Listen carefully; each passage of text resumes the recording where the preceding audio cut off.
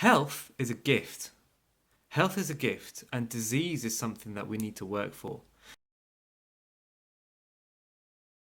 Hey folks, so eczema is a sign that there's something deeper going on inside the body, something more serious than the skin condition that is known as eczema.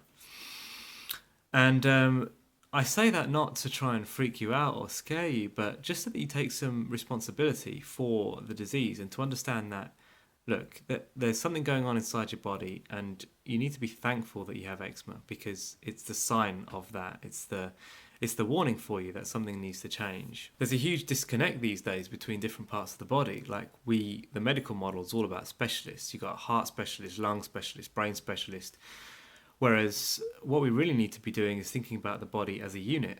Stop compartmentalizing stuff and look at the body holistically, because that allows us to think of health as this thing that we can aim for and achieve. Health is a gift. Health is a gift, and disease is something that we need to work for. So we've always grown up thinking that, oh, I hope I don't get cancer, I hope I don't get heart disease when I'm older, or I hope I don't inherit that cancer gene or whatever from our parents. But we have a choice. We do have the majority say in what diseases we are going to adopt as we get older, as we progress with our lives. If we're born with a disease, that is because of their misactions in the past, but we can still change that. We can still reverse that with what we do in our own life. So we don't have to follow on the same diet that they had, the same lifestyle that they had, and there is a chance that we can reverse the disease that we have. There's a real chance of that, and we need to hang on to those chances, and we need to believe that so that we can affect that change. But going back to the point here, disease is something that we do have a choice. By and large, we do have a choice over. Let's take cancer, for example. It takes about 20 years to grow cancer. So if you go to the hospital and they diagnose you with cancer, that means you've been growing that disease in your body for the last 20 years. It's not just happened overnight. There are little pockets of people around the globe who have very low instances of chronic disease, and that's because of the years they've built up of good diet, good lifestyle, low stress, and they're not building up the toxins that we are. Health really is a state of mind, and we've completely lost that state of mind because of the pharmaceutical commercial industry of the medical world now. And I just grew frustrated with that. I grew really frustrated when I was trying to heal myself from eczema, that everything is just industrialized and commercialized. I couldn't really meet anyone that genuinely wanted me to get well, wanted me to get better. And so we have to take on the responsibility for ourselves if we are going to heal. The responsibility of knowing that it's our choice is pretty overwhelming for people.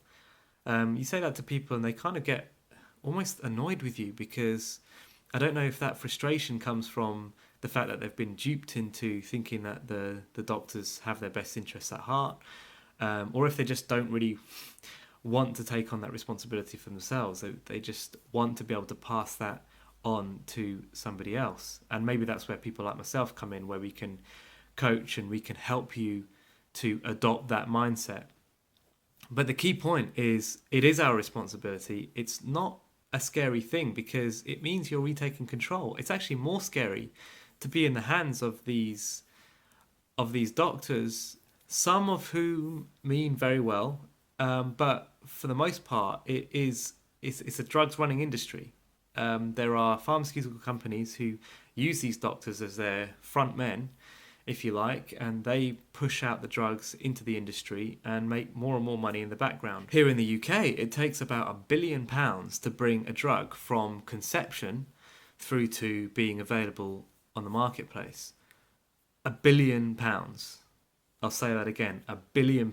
It takes £1 billion to bring a drug from an idea through to being available on the market.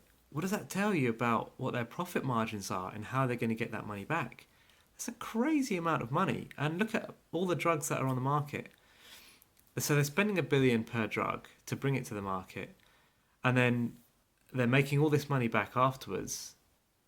It's clearly an industry. If you still don't believe that it's an industry, then I don't know, maybe you've been living under a rock or something.